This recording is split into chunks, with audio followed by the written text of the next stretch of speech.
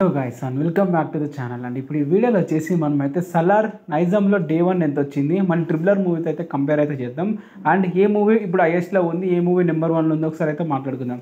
మనం చూసుకుంటే ట్రిపులర్ మూవీ వచ్చేసి 2022లో మార్చ్ 25 అయితే రిలీజ్ అయింది.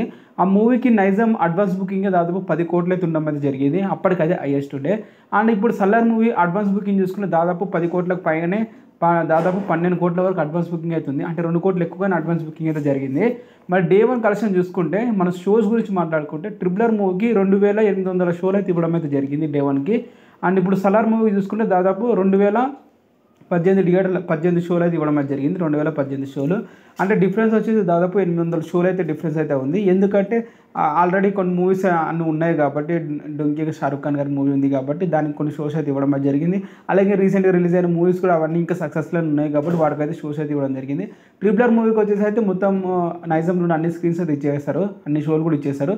సో దానివల్ల మూవీకి అయితే 800 షోలు డిఫరెన్స్ అయితే ఉందని చెప్పాలి. మరి రేట్స్ విషయంగా మాట్లాడుకుంటే ట్రిపులర్ మూవీకి ఎంత రేట్ ఉందో మన సలార్ మూవీకి అయితే అంతే రేట్ ఉంది. సో రేట్ విషయంలో కూడా డిఫరెన్స్ అయితే లేదు, సేమ్గా ఇవ్వడం అయితే జరిగింది. 100 రూపీస్ హైక్స్ అయితే ఇవ్వడం అయితే జరిగింది.